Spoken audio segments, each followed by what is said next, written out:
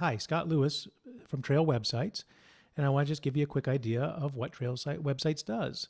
We're in the business of web design and development and managed website operations for conservation and land trusts. So we have a technology called Trail Data Manager.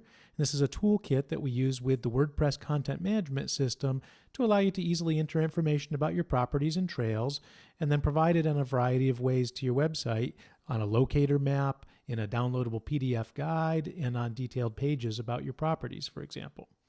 And so rather than read you a bunch of boring information about our technology, I'd like to just show you a couple of ways it's been used for customers. So one customer we're working on right now that should be launching soon is the New River Land Trust down in Blacksburg, Virginia. Their website was not mobile friendly, and it was not very easy for them to maintain, so the content was getting kind of out of date. And we were able to help them move to a platform where it's much easier for them to edit their own content and where the tools allow the site to respond very nicely to various screen sizes and device types. And they have a site that is about conserving land in the New River region. They focus on land conservation, outreach and education, and conservation programs. And so they have news and events, information for landowners, how to support them, including making donations, subscribe to their newsletter, find them on social media, all the things you'd expect to find on a conservation trust website. Take a look at another customer. Westford Conservation Trust has been a customer of ours for a while now, and Westford Conservation Trust is very good at generating news each month. So you notice that their website front page here is a blog. News stories and event updates on an evolving basis to keep it interesting and to keep people coming back. But they do, of course, also have information about the organization, their trails and land, news and events, their newsletter archive. So as they generate newsletters, those go in here. And then their wildlife watch, their photo galleries, how to get involved. Here's a form for volunteers to sign up and how to contact them. And in their trails guide, if we go and look at that, you can see there's a locator map as well as these buttons on the right as ways to find out about a property. And if I want to find out about Kissacook Hill, then I can either get directions on Google Maps or I can click details and that'll take me to detailed information about that property. They have pretty good maps. They have a hand-drawn trail map here, but they also have their trails they've captured in GPS, and we overlay those on Google Maps. Here's a trailhead. That's a parking icon. If you click on that, you can get directions, and those directions will be driving directions. And if you click on this, you can also get directions. Those directions will default to walking in directions in Google Maps. And then down on the bottom here, you can see they also have these gorgeous topographic maps that someone created as a volunteer. The difficulty rating, activities on the property, and the index to the rest of the properties. So that's a little bit of seeing our technology in action here on the Westford site. Another one of our customers is the Walden Woods Project. And the Walden Woods Project actually does several things. They're involved with conservation and land, the collected works of Henry David Thoreau, and they have educational initiatives. They also operate the farm at Walden Woods, which is CSAs and a vegetable stand. So many things that they do. And if we go to what they do under conservation, we can go to Noteworthy Sites in Walden Woods.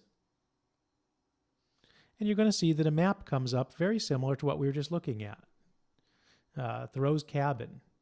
In their case, there's a photo here of the cabin, and then again, directions or details with a brief description. If I click on details, I'll get this basic description of the property.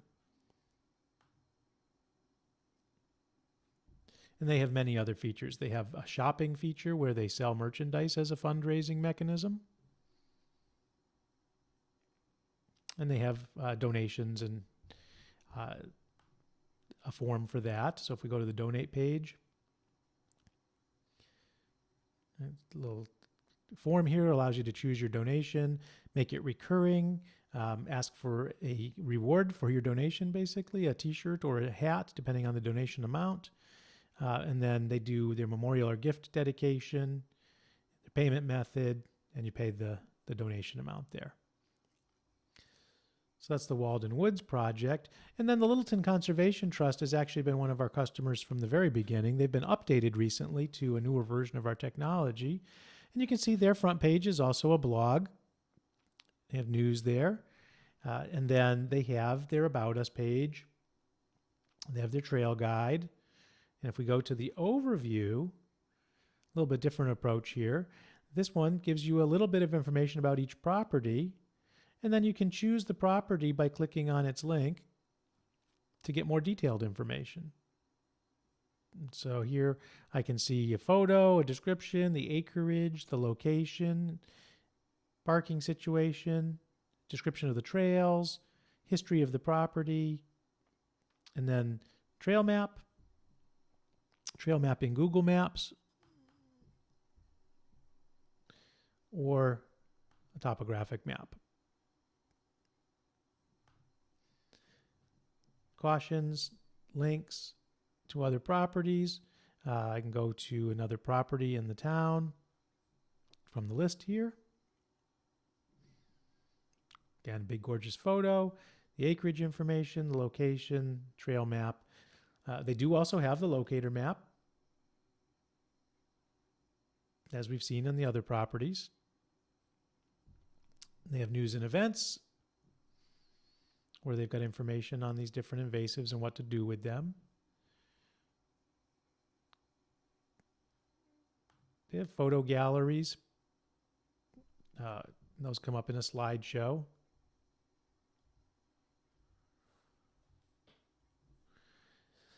And then they have their volunteering information for landowners, land stewardship information, and their donation form. Their donation form is slightly different than the one we saw in Walden in that they've got tabs here. So your membership tab, your memorial gift tab, your permanent fund gifts, and under membership, once you choose your amount and say continue, it will then ask for your credit card or PayPal or mail a check, put in the information, optionally subscribe to updates from the newsletter, so collect an opt-in for email there. And then that'll take you to finish the transaction with PayPal if you're paying by credit card. Or if you say mail a check, it will tell you what to do to send your donation in by check. And then they have a trail issue reporter as well, where you can go your name, email, phone number, which property the problem is reported from, and what you saw. So fairly straightforward. And so some different ways our technology have been applied for a couple of different trusts with different looks to their websites. And these are ever evolving. I don't know if you noticed, but on the Littleton site here, this banner changes when we go to different pages.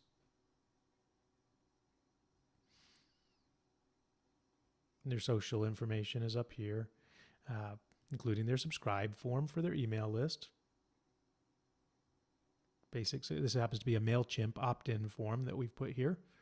And so they're able to manage their communications and focus on engaging the community. They're in the middle of a large acquisition project and trying to garner public support for that. And so communications are very important to them. And these are the tools that they're using. And that's what Trail Websites does. Now, how does this actually work? Well, if you take a look at a holding, so we've added holdings, stewards, trails as types of information here in WordPress. So you have your posts and your pages, but you also have these holdings and stewards and trails. And if we open up a holding, let's look at Cloverdale, that one we were looking at earlier, you can see that I have my place to edit my description, including photos and things. Then I have information that goes in the printed guide if it's different.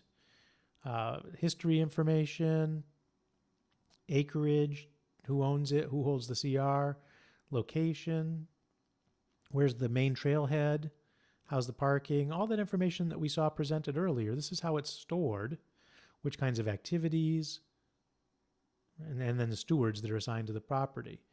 And if we look at our trails, you'll note here This is Cloverdale again, so that's the trail we saw on Google Maps earlier. In fact, let's go back there. If we go to Trail Guide and we go to the Overview,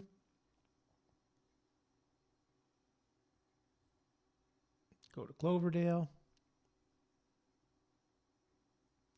This information is all coming from that page we were just looking at.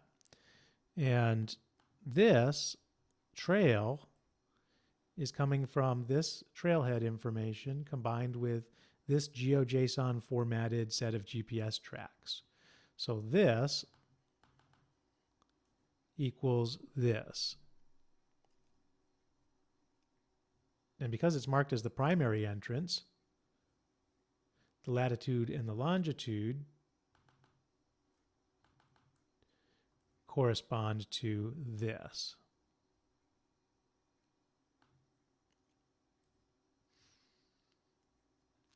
And that's how it works.